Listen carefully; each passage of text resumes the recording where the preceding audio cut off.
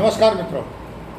भारत के मध्य हिमालय राज्य उत्तराखंड में जिस प्रकार से तेजी के साथ डेमोग्राफी बदली हो रही है, यह केंद्र सरकार और राज्य सरकार के लिए चिंता का विषय होना चाहिए। ऐसे भी जो पहले वाली सरकारों ने क्या किया, कांग्रेस ने क्या किया, इस पर मैं चर्चा नहीं करूंगा क्योंकि इसके बारे में सबको पता है किस प्रकार से उत्तराखंड में रोहिंग्या और बांग्लादेशियों को बसाया गया है और आने वाले समय में पूरे समाज के लिए यह एक समस्या बन रही है। जिस प्रकार से यह मध्य हिमालय राज्य उत्तराखंड जो अंतर्राष्ट्रीय सीमाओं से घिरा हुआ है, नेपाल और चीन से या तिब्बत से, तो इसकी स्थिति क्या होगी आने वाले समय में आप समझ सकते हो। क्योंकि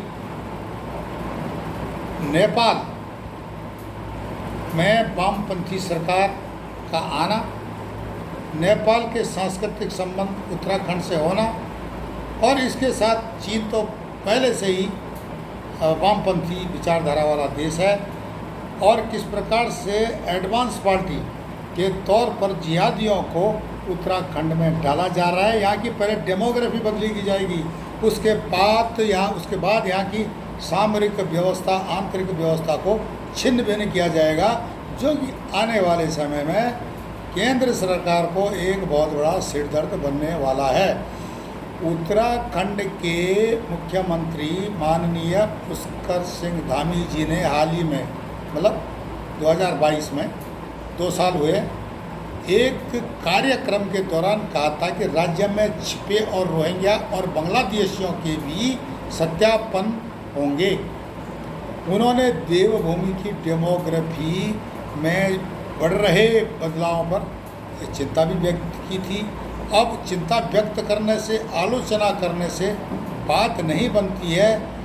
संदिग्धों का चिन्हित होना आवश्यक है और हमें आशा है कि इस पर केंद्र सरकार के साथ राज्य सरकार कोऑपरेट करेंगे और यहाँ की डेमोग्राफी को बदली करने वाले तत्वों पर लगाम कसेंगे, इनको राज्य से बाहर करेंगे।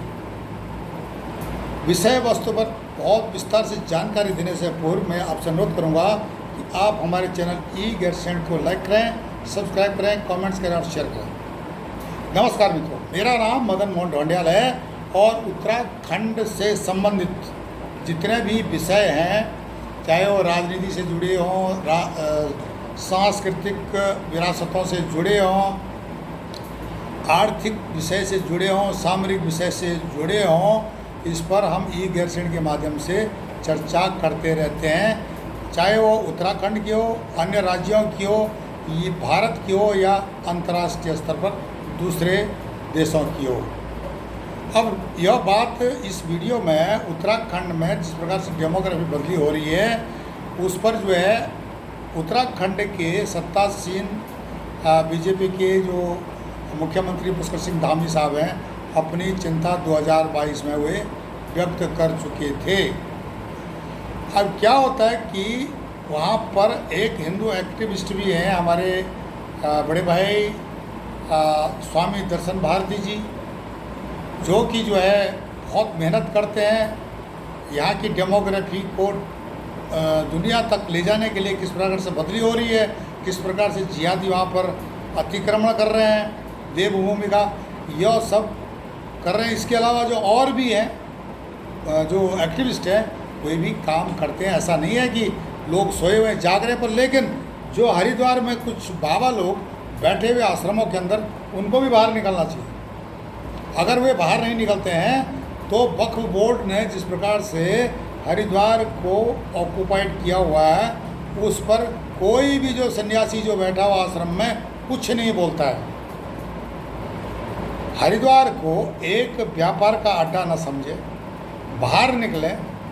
सनातनियों की भूमि पर जिस प्रकार से जिहादियों का कब्जा हो रहा है, यहाँ की डेमोग्राफी को बदली करने का पूरा प्रयास हो रहा है, उस पर अब ध्यान देने का समय आ गया। अगर जल्दी ध्यान नहीं दिया गया तो इस पर बहुत कुछ होने वाला है।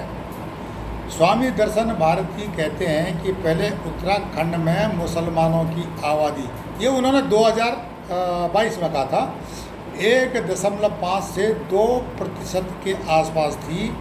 यहाँ के मुस्लिम जो थे या तो गढ़वाली बोलते थे या कुमायूनी बोलते थे, तो वहाँ की जो संस्कृति में रहते थे। लेकिन क्या होता है कि उनकी संस्कृति जो वहाँ पर थी, विरासत थी, उसको एकदम हाईजैक कर देते हैं। कौन से? आबादी 5 से 6% बढ़ जाती है। वहीं जब यूपी में योगी आदित्यनाथ की सरकार बनी थी शुरू में, तो उस समय भी क्या होता है कि समस्या बढ़ गई थी उत्तराखंड के लिए। वहाँ से जितने भी अपराधी थे, जिहादी सोच के लोग थे, वे भाग करके उत्तराखंड में स्थानीय जो मुसलमान हैं उत्तराखंड के, उनको आधार बनाकर उनकी सहायता से वहाँ छुप गए पहाड़ों में। उसमें कई व्यापारी भी थे और छोटे काम करने वाले जैसे नाई, धोबी और इत्यादि जिस तरह भी मीट काटने वाले, ये सब बैठे थे। कभी झटके का मीट होता था उत्तराखंड में, मांस होता था। अब जो है वहाँ पर हलाल का मीट चल रहा है, क्योंकि जो हिंदू खटीकों की वहाँ पर बहुत बड़ी कमी है।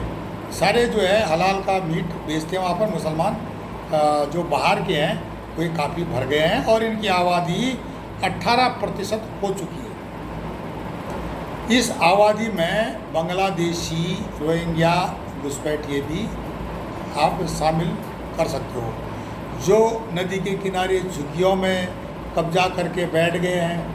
उन्होंने वहाँ पर अपने जो है कहीं मज़ार बना दी, मज़ार के चारों तरफ बैठ गए भी। हमारा कोई यहाँ पर ये था, कुछ मनगढ़ंत कहानियाँ लिख करके लोगों को, पुलिस को पैसा वगैरह दे करके, और वे अपनी मज़ारें बना के। हाल ही में देखा ना आपने, कई मज़ारें टूटी भी है, बहुत सारी मज़ारें टूटी हैं। अब स्वामी जो भारती साहब हैं, उन्होंने भी ये बताया था उसी समय, मुझे याद है कि देहरादून के विकास नगर में विधानसभा में लगभग उन्होंने मुझे व्हाट्सएप किया था ये मैसेज कि 6000 मुस्लिम वोटर थे देहरादून के विकास नगर में। और स्थिति ये हो गई है कि जब 2022 में 22 के आसपास जब इनकी गणना की गई, तो इनकी 32 से 35 हज़ार के आसपास वोटरों की गिनती अचानक कैसे बढ़ गई है। यह भी एक सोचने वाला विषय है। क्या ये बाहरी राज्यों से आए हैं या एक सुनियोजित षड्यंत्र के तहत इनको उत्तराखंड में भेजा गया है? यूपी, बिहार के मुस्लिम भी इसमें शामिल है। आज उत्तराखंड की हालत यह है कि उत्तराखंड के कुछ शहरों में तो बंगाली जो है ना, बांग्लादेश के बंगालियों की कॉलोनियाँ बस चुकी हैं और कम से कम 50,000 बंगाली मुस्लिम यहाँ बसे हुए हैं। मैं 50,000 तो ये मोटे आंकड़े हैं, पर मैं बता रहा हूँ कि 1 लाख मुस्लिम यहाँ बसे हुए हैं। पहाड़ों की हालत बहुत गंभीर है। आज उत्तरकाशी की तरफ आप जाइए, लगभग वहाँ पर भी स्थिति बहुत भयावह है और इस पर जो है सोचना पड़ेगा उत्तराखंड सरकार को कि उत्तरकाशी में लगभग 8,000 से लेकर के 10,000 मुस्लिम वोटर हैं, जबकि कभी वहाँ पर सिर्फ 150 वोटर थे। बद्रीनाथ के जो इलाके से काफ़ी जिहादियों को वहाँ से भगाया गया, खाली करवाया गया, जबरन घुसपैठ कर चुके थे लोग यहाँ पर। ये सनातनियों का तीर्थ स्थल है। नवंबर 2000 में जब उत्तराखंड राज्य का गठन हुआ था तो मुस्लिम आबादी 1.5% थी। वहीं 2011 की जनगणना में जब देखा गया तो भाई साहब यह 14% हो गई थी 2011 में, और अभी तो और भी बढ़ गई है। अभी मेरे अंदाज से 18% यहाँ की जो है मुस्लिम आबादी है। वृद्धि को लेकर आधिकारिक आंकड़ा उपलब्ध तो हमारे पास है नहीं, लेकिन समाचार पत्रों में या जिस प्रकार से ये जो हिंदू एक्टिविस्ट हैं ये काम करते हैं ज़मीनी स्तर पर, उनसे हम यह डिटेल्स लेते हैं। या जो सेंसस 2011 का, जानकारों का कहना कि आबादी बढ़ने की रफ्तार के कोई भी संकेत अब मतलब कम होने के नहीं होंगे, मतलब संख्या इनकी बढ़ती जाएगी। स्वामी दर्शन भारती जो कि जो है हिंदू एक्टिविस्ट हैं, और उनके अनुसार उत्तराखंड में पहले क्या था कि झटका मीट, जैसे मैंने बताया कि काफ़ी ज़्यादा था, झटका मीट खाते थे, हलाल का मीट खाने में लोग पसंद नहीं करते थे, बुरा मानते थे। लेकिन आज स्थिति की हर दिन सिर्फ देहरादून में 25 करोड़ रुपए का हलाल वाला मीट बिकता है, 25 करोड़ रुपए का। और ये तो आंकड़े मोटे मोटे हैं, ये लगभग 40 करोड़ रुपए का आसपास का जो व्यापार है। सब्जी, मीट, पंचर, नाई, सभी इन कामों पे मुसलमान काबिज हैं। वो भी बाहर के आए हुए बांग्लादेशी, रोहिंग्या, सहारनपुर, बिजनौर और इत्यादि इत्यादि जगहों से आए हैं। हरिद्वार के पास चिड़ियापुर में लाइन से खाने पीने की दुकानें हैं, आपने देखा होगा। उन तमाम दुकानों के नाम बद्री केदार, गंगोत्री, यमुनोत्री, आदि बद्री इत्यादि नाम लिखे हुए हैं, लेकिन उनमें मात्र 2% दुकान ही हिंदुओं की हैं। बाकी सभी मुस्लिम समुदाय देहरादून में अपनी या दूसरी जगह में अपनी दुकानों का नाम बदल करके व्यापार कर रहे हैं। फर्नीचर, वेल्डिंग, पानी, खनन, इनमें सब बिल्डिंग मटेरियल, जो कंस्ट्रक्शन के कामों में मुस्लिमों का प्रभुत्व हो गया है। उत्तराखंड में अपना घर बिना मुस्लिमों के सहयोग की आप नहीं बना सकते हैं। स्थानीय युवा पलायन कर रहे हैं, उनको यह काम, इस काम में ये तो वो इंटरेस्टेड नहीं है, या उनको नहीं आता है, या सरकार उनको जो इस प्रकार की ट्रेनिंग नहीं दे पाई है, इत्यादि इत्यादि कई रीजन हो सकते हैं। और पलायन होने के कारण ये लोग काबिज हो गए हैं और जिहादियों ने इसका नाजायज़ फ़ायदा उठाना शुरू कर दिया है। आप एक उदाहरण ले सकते हो। रुद्रप्रयाग में फैजाज अहमद द्वारा चलाई जा रही फल की दुकान बद्री केदार ट्रेडर्स थी। अभी मेरे ख्याल से वही उसने नाम बदली किया नहीं किया, लेकिन यह पक्का है कि इस प्रकार के कई नाम हैं उत्तराखंड में, जैसे कि गुरु मीट शॉप, शर्मा न लेकर के शमा मीट शॉप, हिंदुओं के नाम पर मीट शॉप लिख रहे हैं, या कई गढ़वाल ज्वेलर्स, राजा टेलर्स, ये सारी चीज़ें यहाँ पर नाम बदली करके ताकि लोग आकर्षित हों और यहाँ की डेमोग्राफी को बदली करने में, ह्यूमन ट्रैफिकिंग को स्थान देने में ये अपना योगदान दें। और ये भी देखा गया है कि केदारनाथ में लगभग 98% घोड़े मुस्लिम के चलते हैं। जिन हिंदुओं के इन धंधों पर कब्जे जमाए गए, वे हिंदू अब नौकरी करके बच्चे पाल रहे हैं, ठीक है, और उनके हाथ से यह काम निकल गया है, जिनमें जीएसटी का कोई अन्य टैक्स का झंझट भी नहीं था, ठीक है, थोक पैसे वाले थे, ये सब उस समय था। पर लेकिन अब स्थिति ये हो गई है कि बाहर के लोग जो है यहाँ पर आ करके धंधों पर कब्जा कर चुके हैं। हिंदुओं के हाथ से सभी जो काम निकल गए हैं, थोक पैसे वाले थे, मैं बता रहा हूँ ना, ये उन पर जो है कोई भी जो है जीएसटी कोई अन्य टैक्स का झंझट भी उस समय नहीं था। ऋषिकेश में हिंदू वाहिनी के समकालीन पदाधिकारी अमन पांडे जी ने एक पत्र को बताया था, एक समाचार पत्र को बताया था कि ऋषिकेश में कई मुस्लिम कारोबारी नाम बदलकर काम करते हैं, गद्दे बेचते हैं या ट्रंक बेचते हैं या दूसरे काम करते हैं, और ऋषिकेश में भी इनकी जूस की दुकान है और ऋषिकेश में मुख्य मार्केट में मालिक का नाम हैंडलूम इत्यादि ये लिखा हुआ है। आप अखबारों में उस समय के अखबारों को खंगाल के देख सकते हो।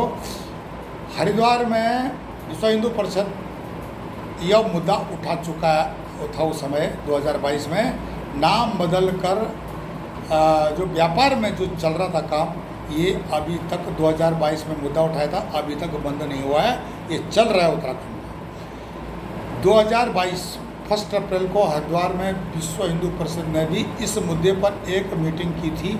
उसको भी उसमें क्या क्या निकला था, प्रेस विज्ञप्ति थी, उसको हमने पढ़ा था। इस मीटिंग में हरिद्वार से और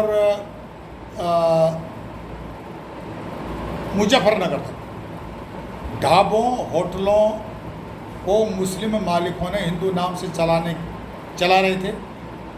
तो इस पर जो है विश्व हिंदू परिषद ने ऑब्जेक्शन उठाया था। इस दौरान महालक्ष्मी होटल नाम से ढाबा चला रहे मुस्लिम व्यक्ति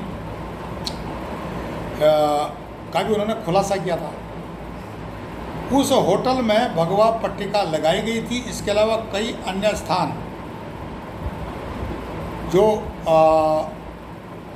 जो उन्होंने अपने कब्जे में कर रखे थे, उसके बारे में भी विश्व हिंदू परिषद ने खुलासा किया था। अब क्या है कि ये सारी चीज़ें तो चल रही हैं उत्तराखंड में,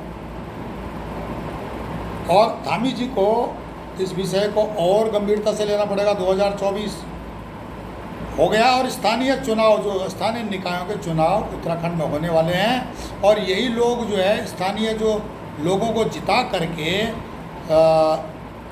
जो उनको चाहने वाले हैं उनको जिता करके और उसके बाद फिर ये अपनी घुसपैठ बढ़ाएंगे, डेमोग्राफी को बदली करने का प्रोग्राम करेंगे। अब जो माफिया के माध्यम से हवाला से जो पैसा आ रहा है उस पर भी तो बात होनी चाहिए ना, कि अभी जो निकाय स्थानीय निकायों के चुनाव हैं उसमें किस प्रकार से पैसा लगेगा, लगा रहा है, जिहादी लगा रहे हैं। तो ये सारी गजवा हिंद की सोच वाले लगा रहे हैं। विधानसभा चुनाव 2022 का भी आपको पता होगा, मैं इसलिए बता रहा हूँ क्योंकि उस समय हरीश रावत साहब ने बाद में अपना पला झाड़ दिया था कि मैंने ऐसे मुस्लिम यूनिवर्सिटी के बारे में किसी से भी नहीं बोला, ना बोला, मैं इसमें शामिल नहीं हूँ, मेरे को बदनाम किया जा रहा है। लेकिन उत्तराखंड कांग्रेस कमेटी के जो महासचिव थे अहमद साहब, तो उन्होंने भी जो है उनका बयान आया था, अकील अहमद, उन्होंने बनाने की घोषणा तो की थी, ये तो सबको पता है। अब अगर कांग्रेस पार्टी इस प्रकार के जो दांव पेच खेलती है या जो जिहादियों को सह देती है, तुष्टीकरण के माध्यम से वोट लेने का प्रयास करती है, तो स्थानीय निकायों के चुनाव तो आ रहे हैं ना। अब उन निकायों के चुनाव में क्या होगा कि उन लोगों को, या चाहे वो व्यापार मंडल के अध्यक्ष हो और चाहे वो सभासद हों, चाहे वो नगर पंचायत का अध्यक्ष हों, वैसे लोगों को पैसा दिया जाएगा गजवा हिंद की सोच के माध्यम से, जिहाद की सोच के माध्यम से, कांग्रेस के माध्यम से, ताकि वे इन जिहादियों को बिठाएं और वोट बैंक की राजनीति, अपनी जो तुष्टीकरण की नीति को आगे बढ़ाते रहें। अब जैसे आपने पार्लियामेंट में देखा, वहाँ पर शपथ ग्रहण समारोह में जो शपथ ग्रहण ले रहे थे ओवैसी साहब, तो उन्होंने अपना तुष्टीकरण के लिए, ताकि मुस्लिम वोट उनको मिलें, तो उन्होंने उस अपनी जो वाणी है उसको जो है जानबूझ करके बोला, जय फिलिस्तीन। तो ये सारी चीज़ें तुष्टीकरण वाला जो है, अब उनका जय फिलिस्तीन बोलने का मतलब क्या है कि भाई जितने मुसलमान मुझे वोट दो, उन्होंने इतना बोल करके तुष्टीकरण कर दिया, अपना प्रचार कर दिया। यही स्थिति उत्तराखंड में कांग्रेस की है, कांग्रेस यही करती है। वहाँ व्यापारियों को अपने जो बिठा करके व्यापार मंडल के अध्यक्षों को अपनी सोच के अनुसार बनाती है, अपने लोगों को बनाती है, जो कि जिहादियों को बसाते हैं, उनसे व्यापार कराते हैं, उनसे पैसा लेते हैं और हवाला का पैसा आता है। तो ये चीज़ अभी भी पहाड़ का सनातनी नहीं समझ पाया है। अगर वो समझ गया होता तो इन लोगों को अपने मकान किराए पर नहीं देता, थोड़ा बहुत पैसे के लालच में। शायद उसको पता होना चाहिए कि अगर जिस प्रकार से यहाँ की डेमोग्राफी बदली हो रही है तो उसका घर भी चपेटे में आएगा, उसका परिवार भी चपेटे में आएगा। पता नहीं किस प्रकार के जिहाद का उसको सामना करना पड़े। वो भूमि जिहाद, लब जिहाद और अनेक प्रकार के जिहाद हैं। व्यापार जिहाद का सामना करे, वो उसके रिश्तेदार करें, लेकिन उसको जो सामने पैसा नज़र आ रहा है, किराया नज़र आ रहा है, वही उसके लिए सब कुछ है। तो इसके लिए उत्तराखंड के लोगों को जागरूक होना पड़ेगा। अब इसको नहीं दिमाग में रखिए कि कोई इस चीज़ को फैला रहा है, हिंदू मुस्लिम कर रहा है, ऐसा कुछ भी नहीं है। स्थानीय मुसलमानों से जो गढ़वाली कुमाऊनी मुसलमान हैं, प्राचीन पहले से, उनसे कोई दिक्कत नहीं है। वो आजकल कई गांव में अपनी संस्कृति के अनुसार चल रहे हो, लेकिन जिनको जो स्थानीय मुसलमानों को आधार बना करके उत्तराखंड में घुसपैठ कर रहे हैं, उनको करवाया जा रहा है गजवा हिंद के जो इंस्टीट्यूट से या जिहादी इंस्टीट्यूट से, वो बहुत ख़तरनाक है देश की आंतरिक बाह्य सुरक्षा के लिए, सामरिक महत्व की बातों के लिए, क्योंकि उत्तराखंड 2 अंतर्राष्ट्रीय सीमाओं से जुड़ा हुआ है, एक संवेदनशील राज्य है भारत का। मैं ज़रूर यह आशा करता हूँ कि माननीय पुष्कर सिंह धामी जी और भारत के माननीय प्रधानमंत्री श्री नरेंद्र मोदी जी इस विषय पर ध्यान देंगे, क्योंकि नरेंद्र मोदी वह नेतृत्व है जो कि भारत की हर नब्ज़ को पकड़ लेता है कि कहाँ गलत हो रहा, कहाँ सही हो रहा, बशर्ते कोई कुछ भी बोले, कुछ भी प्रोपेगेंडा करे, पर लेकिन वो अपने उद्देश्य पर सुदृढ़ खड़े रहेंगे। बात उनके संज्ञान में जरूर होगी, लेकिन राज्य सरकार को भी इस विषय को पहल करनी पड़ेगी और मदद लेनी पड़ेगी केंद्र से। ये जो डेमोग्राफी बदली करने के जो एलिमेंट्स हैं, तत्व हैं, उन पर किस प्रकार से अंकुश लगाया जाए, और जिस प्रकार से 2022 में माननीय पुष्कर सिंह धामी जी ने कहा था कि इनकी जो पहचान करके इनको उत्तराखंड से भगाया जाएगा, इस विषय पर उत्तराखंड सरकार को तुरंत कार्रवाई कर देनी चाहिए। चुनाव से पहले यह काम कर दो तो दोबारा तुम्हारी सरकार आएगी, पक्का आएगी। अगर आप इस काम को नहीं करते हो तो फिर जनता भी सोचती है कि भाई जो काम इनको दिया है नहीं किया, तो हमें जनता को इसका कोई नहीं है। नौकरी, जब उत्तराखंड में बाहर का आदमी नौकरी कर रहा है, घुसपैठ कर रहा है, आप वहाँ के स्थानीय लोगों का जो रोज़गार छीन रहा है, आप उस रोज़गार छीनने वाले को बाहर करते हो, तो आपका पूरा उत्तराखंड सपोर्ट करेगा। और जिस प्रकार से आपने ये रखे हैं ना, जो वोटर आईडी कार्ड बनाने वाले, आधार कार्ड बनाने वाले, थोड़ा उनकी भी सर्वेक्षण कर दीजिए। कौन सा शिक्षक या कौन सा जो है आधार कार्ड तो चलो सेकंड, दूसरी चीज़ है वोटर आईडी कार्ड बनाने में कोई जिहादियों को सपोर्ट तो नहीं कर रहा, पैसा तो नहीं ले रहा उनसे, या जिहादी सोच का तो नहीं है। आप इस पर भी तो सर्वे करो ना। और किसने उनको डिप्लॉय किया, कई देखा गया है, सर्वेक्षण किया गया, जो हिंदू एक्टिविस्टों ने सर्वेक्षण किया। मेरी नॉर्मली जो दर्शन भारती बड़े भाई से बात होती रहती है, और उनका तो बहुत आभार है कि उत्तराखंड को जगा रहे हो। उसी तरह से और भी हैं जो एक्टिविस्ट हैं जो जगा रहे हैं। तो युद्ध स्तर पर जगाने का काम अगर होता है तो उत्तराखंड की डेमोग्राफी बदली नहीं होगी। आने वाले समय में उत्तराखंड हो सकता है कि केरला न बने और कश्मीर न बने। तो आप हमारे इस बात को अधिक से अधिक लोगों तक पहुंचाएं और भारत की सुरक्षा, उत्तराखंड की सुरक्षा, सनातन की सुरक्षा पर विशेष ध्यान दें, ताकि आने वाला समय आपकी आलोचना न करें। आप हमारे चैनल ई-गैरसैंण को लाइक करें, सब्सक्राइब करें, कमेंट्स करें और शेयर करें। तब तक के लिए नमस्कार, धन्यवाद।